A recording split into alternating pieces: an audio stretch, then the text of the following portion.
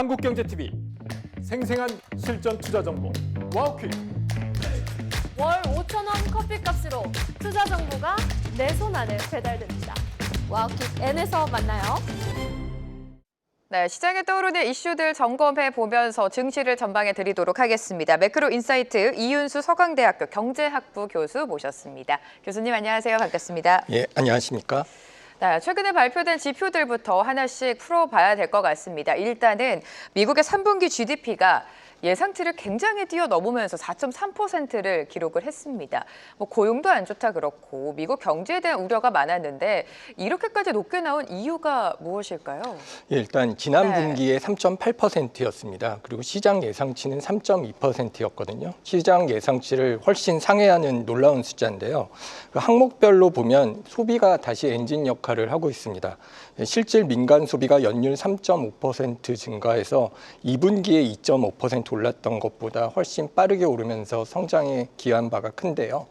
근데 내용을 보면 그 질이 굉장히 좋다라고 얘기하기는 좀 힘들 것 같습니다. 일단 의료비 지출이라든가 해외여행, 컴퓨터 소프트웨어 지출 상승한 거는 괜찮은데 주로 소득 수준이 높은 가구에서 증가한 부분이 크고요. 그다음에 세탁기나 디시와셔 같은 내구재 소비 증가폭은 둔화가 됐습니다. 그러니까 꼭 필요한 게 아니면은 사는 정도가 줄어들었다는 거고, 민간 고정 투자가 감소는 했지만 그 감소폭이 줄었기 때문에 성장에 기여한 바가 있고요. 그다음 요새 AI 투자에 관심이 많은데 AI 투자도 증가는 했지만 기여도는 감소한 것으로 나옵니다. 특히 수출이 증가한 이유는 사실 관세 때문에 수입을 땡겨서 했던 게 줄어들면서 이제 수입 감소 효과가 크거든요. 이런 측면에서 보면 순수출이나 정부 재고 가치 변동폭이 큰 항목들을 제외한 기초 성장률이라는 걸 저희가 봅니다. 이제 소비하고 민간 투자인데 그거는 3.0%로 내수의 성장 모멘텀은 견조하다라고 할 수 있지만 내용 측면에서 기저 효과에 따른 부분이라든가 부유층이 소비를 주도했다는 것, 또 AI 투자 기여도가 감소했다라는 측면에서는 4.3%가 굉장히 좋은 숫자지만 내용이 꼭 훌륭하다라고 얘기하기는 힘들 것 같습니다. 네, 4.3% 수치는 굉장히 좋았습니다. 하지만 세부적으로 봤을 때 그 내용 질 자체는 좋지 못했다라고 언급을 해주셨습니다. 그럴 만도 한 게 예상치를 하회했던 11월 CPI도 그렇고 시장에서는 수치가 좀 왜곡된 게 아닌가 이런 우려를 좀 표하고 있습니다. 이 부분에 대해서는 어떻게 해석하십니까? 예, 일단 3분기 GDP는 사실 정부가 셧다운되면서 보통 어드밴스, 세컨 에스티메이트 이런 게 나온 다음에 발표가 되는데 이 12월 23일에 나온 숫자는 초기치 형태로 공개된 굉장히 특이한 케이스입니다. 보통 정상적인 1차 속보치와는 공표 과정이 달랐기 때문에 당연히 추후에 수정될 가능성을 염두에 둬야 되고요. 실제로 부유층이 소비를 늘렸지만 중산층, 저소득층은 위축됐다는 우려가 있는데요. 당일 나온 컨퍼런스 보드에서 소비자 심리 지수는 굉장히 악화된 것으로 나왔습니다. 11월 헤드라인 CPI 말씀하셨는데 전년 동월 2.7%, 근원 CPI 2.6%로 컨센서스보다는 좀 하회하는 서프라이즈를 기록했습니다. 근데 이건 역시 정상적인 한 달 물가가 아니라 셧다운 때문에 11월에는 데이터를 모으지 못했고 11월도 절반밖에 자료가 수집이 안 됐기 때문에 9월부터 11월 두 달 동안의 변화를 한 번에 본 특이한 지표입니다. 그래서 연준에서도 이런 CPI 데이터를 다소 회의적으로 본다고 명시적으로 의장이 기자회견에서 얘기를 했고요. 실제로 11월 가격 조사가 늦게 조사되면서 주거비 같이 중요한 항목이 계절 패턴이나 표본 조사가 제대로 되지 않았을 가능성에 대한 우려가 있습니다. 그래서 방향성은 의미가 있습니다. 이게 인플레이션이 둔화되고 있는 게 간만에 나타나고 있어서 디스인플레이션에서는 좋은 의미라고는 할 수 있겠지만 이게 확정됐다라고 보기는 좀 어려울 것 같습니다. 자, 연준이 가장 중요하게 보는 지표가 고용이랑 물가인데 아무래도 물가보다는 고용에 대한 우려가 더 큰 상황입니다. 여기서 문제는 고용 지표가 계속해서 나중에 좀 하향 조정되고 있지 않습니까? 이렇게 계속해서 수정되는 이유는 무엇이고 이런 상황에서 우리가 고용 지표에 신뢰를 가질 수 있을지가 좀 궁금해집니다. 잘 나온다 하더라도 또 몇 달 있다가 하향 조정되잖아요. 예, 그게 지금 반복되는 패턴이고요. 지금 그리고 가장 놀라웠던 부분은 BLS가 2025년 2025년 3월 기준으로 이제 매년 점검을 하는데 고용을 재점검했을 때 1년 동안의 고용이 약 91만 1,000명 정도 과다하게 계상되었던 것으로 드러나면서 이제 시장에 충격을 줬었습니다. 핵심 원인을 보면 먼저 이 표본 조사의 한계인데 이 표본들이 있지만 제대로 답을 하지 않는 증가가 네. 그 수가 늘어나고 있고요. 보통 이 고용 통계가 6만 개 가량 사업체 표본 조사에 기반해서 빠르게 발표되는데 그리고 1년 뒤에 이거를 그 QCW라는 고용보험 납부 자료로 이제 벤치마크를 한 번에 벤치마크 수정을 합니다. 근데 예전에는 이게 그 수정되는 부분이 그렇게 크지 않았습니다. 근데 팬데믹 이후에 산업 구조가 많이 바뀌었죠. 뭐 자영업이라든가 플랫폼 노동이 급변하기 때문에 표본이 구조 변화를 따라가지 못하고 초기 발표치의 오차가 커졌습니다. 그리고 창업이랑 폐업이 우리가 굉장히 따라가기가 힘든 부분인데 그 신규 창업을 과대평가하고 폐업은 과소 추정하는 경향이 나오면서 실제 고용을 부풀렸다는 비판이 나오고 있습니다. 근데 이거는 뭐 조작이라고 볼 수는 없는 거고요. 다만 표본하고 응답하는 관계에서의 문제점이라든가 벤치마크에 따른 수정을 하는 데서 나타나는 결과이기 때문에 이거를 단일 수치를 뭐 달마다 그걸 보고 그거를 되게 의미 있게 보는 건 좀 문제가 있고 3개월 이동 평균이라든가 그 이 데이터 외에 그 주간 실업수당 청구, 그다음에 졸츠 데이터, 평균 근로시간 등 노동시간의 다양한 보조 지표를 함께 보는 게 노동시장을 입체적으로 해석하는 데는 도움이 될 것 같습니다. 네, 최근에 미국의 고용 시장을 보면 수요도 없지만 공급도 없는, 그러니까 수요와 공급이 같이 줄어드는 이상한 균형을 보이고 있습니다. 이러한 이유로 이민자 감소를 꼽고 있는데 동의하십니까? 예, 일부는 이민자 네. 감소가 맞는 것 같습니다. 실제로 2025년 들어서 순이민이 굉장히 많이 줄어들었고요. 저희가 뭐 120만 명 정도 추방되었다는 얘기도 하는데 이민자들이 주로 많이 일하는 농업이라든가 건설, 서비스업 같은 경우는 이민 의존도가 높기 때문에 인력 부족 현상을 겪고 있고요. 노동 공급이 줄고 있기 때문에 신규 일자리가 같이 줄어도 실업률은 올라가지 않는 현상이 나타납니다. 근데 문제는 이제 신규 일자리가 늘어나고 있지 않기 때문에 실업률이 낮다라는 측면에서 이거는 기형적인 균형이라고 보는 게 맞을 것 같고요. 근데 이민자만이 전부는 아니고요. 저희가 좀 관심 있게 봐야 될 지표가 그 퀴츠라고 해서 이제 자발적 이직이라고 부르는 지표가 있습니다. 이거는 더 나은 일자리가 있으면 뭐 월급이 높은 대로 이제 옮기는 거고 보통 경기가 좋으면 이 자발적 이직이 굉장히 숫자가 많이 올라갑니다. 근데 이게 최근에 굉장히 많이 내려오고 있기 때문에 결과적으로 노동 시장의 활력이 저하되고 있다라는 것이 이런 자발적 이직이 줄어드는 데 나타나고 있지 않나라고 생각을 합니다. 자, 이런 가운데 올해 한 해를 돌아보면 미국 빅테크 기업들도 대규모 감원을 단행을 했었습니다. 살펴보면요, 아마존도 그렇고 인텔, 메타 여러 가지 빅테크 기업들이 인력을 계속해서 감축했는데 그 원인으로 AI를 꼽고 있는 것 같습니다. 실질적으로 AI 역량이 있다고 판단하십니까? 예, 사실 신문 언론 보도를 보면 AI가 인력을 줄이는 데 가장 많은 영향을 주고 있다라는 얘기를 하고 있습니다. 빅테크 감원 같은 경우도 AI 때문에 일자리가 사라졌다라고 얘기를 하고는 있는데요. 근데 이거를 단순히 AI만으로 보기는 좀 어려울 것 같습니다. 왜냐하면 팬데믹 시기에 사실 과잉 채용을 했다. 사실 그러니까 사람들이 많이 은퇴를 하고 일자리 뽑기가 워낙 힘드니까 굉장히 고용을 좀 일부러 많이 하면서 노동시장이 회복된 측면이 있는데요. 이게 금리가 올라가고 비용 절감 압력이 세지면서 이런 과잉 채용을 정상화하는 과정이 일단 하나 나타나고 있다라고 봐야 되고요. 무엇보다 그 인력과 예산을 사실 AI 때문에 자르기도 하지만 AI 인프라나 핵심 제품을 만드는데 재배치하는 과정이 있습니다. 이런 어떤 자르기도 하지만 고용을 줄이기도 하지만 새로운 전략적인 부서에는 일자리를 늘리는 전략이 결합되기 때문에 이런 측면에서 단순히 AI 때문에 감원이 됐다라고 보기는 어렵고요. 실제로 언론에서도 AI가 진짜 원인인지 비용 절감이나 구조 조정의 어떤 명분으로 쓰고 있는 건지에 대해서는 불명확하다라는 얘기를 하고 있습니다.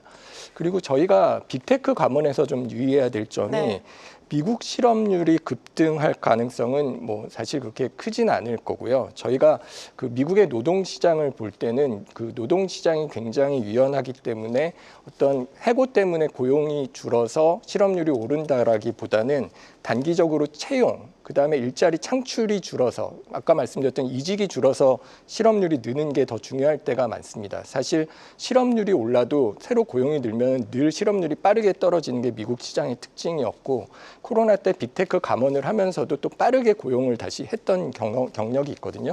그런 측면에서 보면은 실업률은 사실 감원 숫자보다도 실제 채용이 얼마나 빠르게 회복될 것인가. 근데 지금은 이 채용이 빠르게 회복되지 않고 있다라는 데 주목을 해야 될 것 같습니다.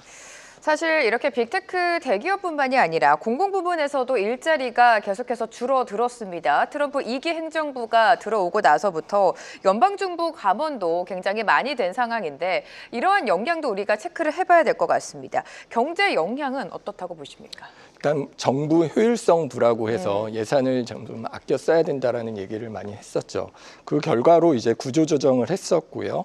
올해 말까지 연방 공무원, 이제 군인을 포함하는 수가 약 30만 명 줄이겠다라는 목표도 제시가 됐었습니다. 이미 수십만 명이 해고라든가 명예퇴직 그리고 조기퇴직 형태로 시스템 밖으로 나간 것으로 추산이 되고 있고요.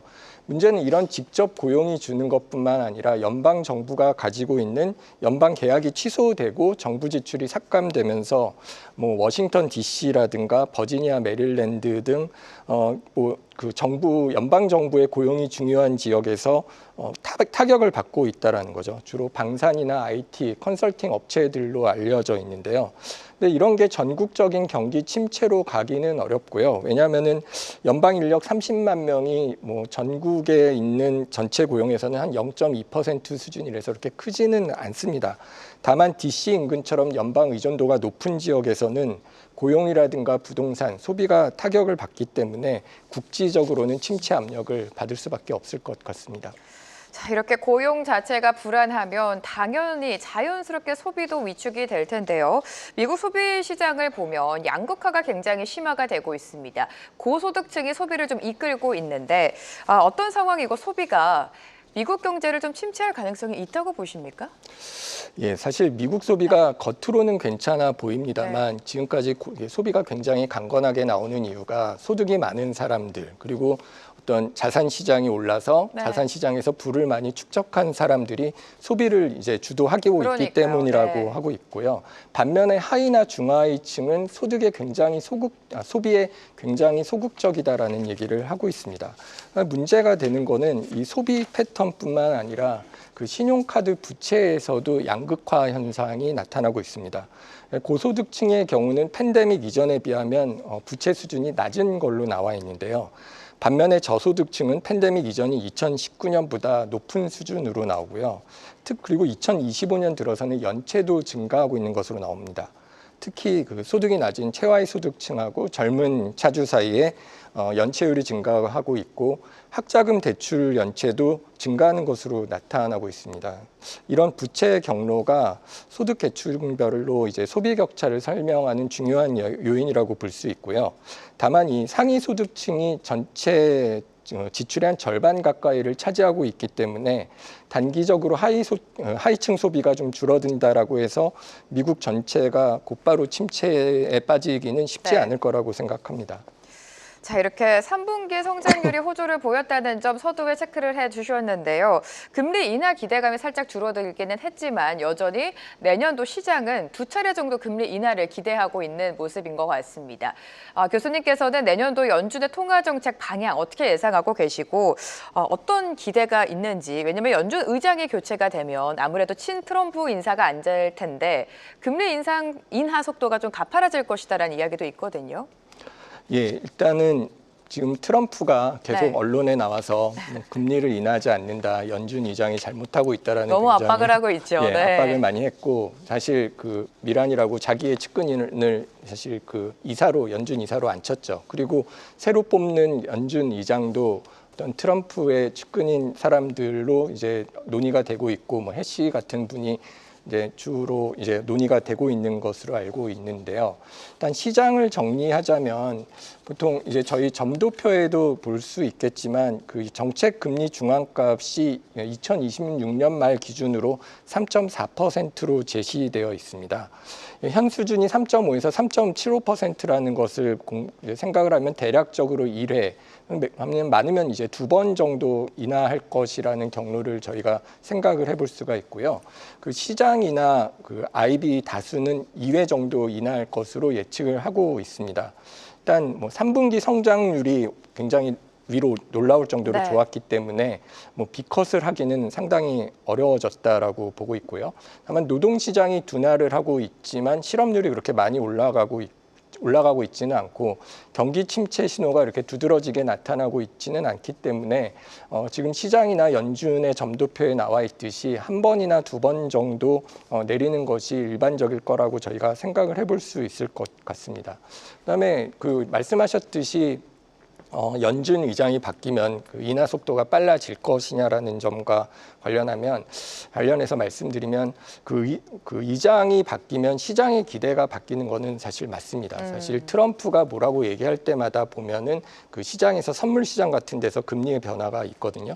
근데 이게 FOMC에서 기자회견이나 아니면 그 연준 관련 멤버들이 이제 어디서 연설을 할 때마다 이제 우리는 데이터에 의존한다. 그리고 정치에서 독립적인 결정을 내린다라는 얘기를 하면서 어떤 연준의 의사 결정 과정 경로로 이제 회복을 하는 양상이 나타납니다.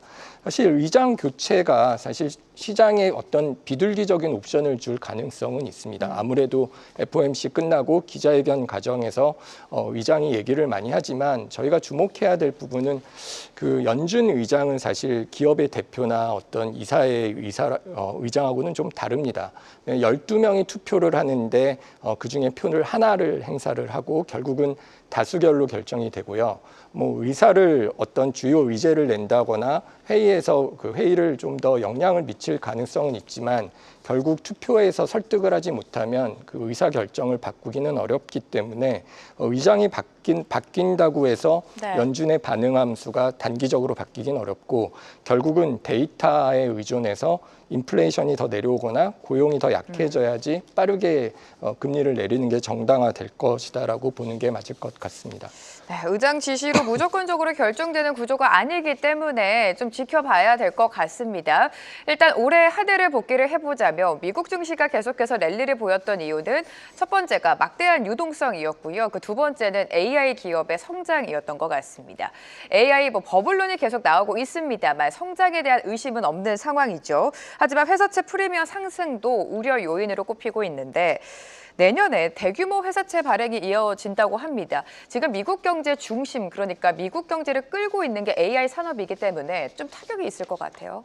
예, 아무래도 지금 저희가 올해 시장이 굉장히 좋았던 것은 AI가 성장하면서 투자가 많이 이루어졌기 때문이고요. 그리고 AI뿐만 아니라 뭐 반도체라든가 관련된 설비 투자도 굉장히 빠르게 증가를 했습니다. 전반적으로 인프라 투자 같은 것들이 증가하면서 시장이 좋았었는데 근데 이제 AI 인프라 투자를 위한 회사채 발행이 말씀하신 것처럼 급증하면서 크레딧 스프레드가 서서히 벌어지고 있지 않느냐라는 측면에서 성장 모멘텀이 있지만 반면에 신용 부담도 동시에 존재하는 상황입니다. 근데 이제 아직 위기라고 보기는 어렵지만 채권 발행이 더 늘어나게 되면 공급이 늘어나면 이제 스프레드 조정이 빠르게 늘어날 확률에 대해서 이제 걱정을 하고 있는데요.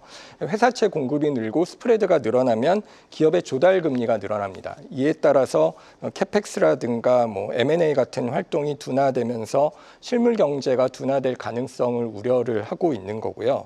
근데 실제로 이게 얼마만큼 금리를 올릴 것이냐라고 예측하는 숫자를 보면은 대체적으로 우량 회사채 스프레드의 경우 0.2에서 0.3% 정도, 그러니까 20에서 30 베이시스 포인트인데요.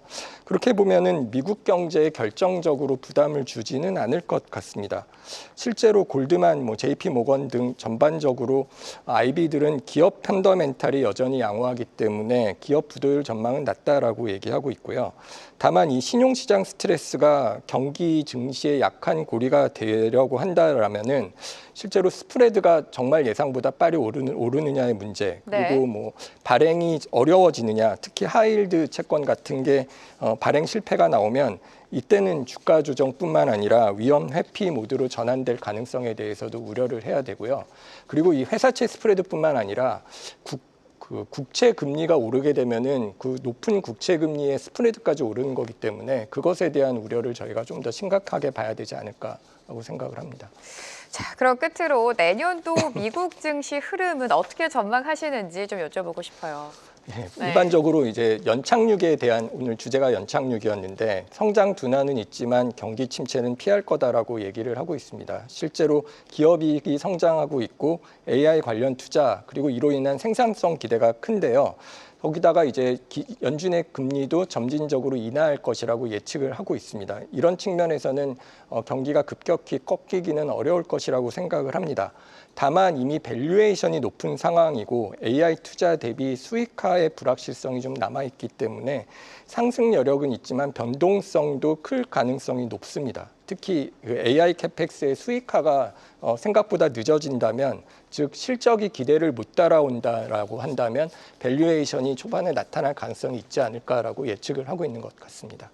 자, 이렇게 전반적인 매크로 이슈들 짚어주셨습니다. 이윤수 서강대학교 경제학부 교수와 오늘 함께했습니다. 고맙습니다. 네, 감사합니다. 계속해서 다양한 경제 이슈를 알고 싶다면 구독과 좋아요, 알림 설정 부탁드립니다. AI 캐스터 권미정이었습니다.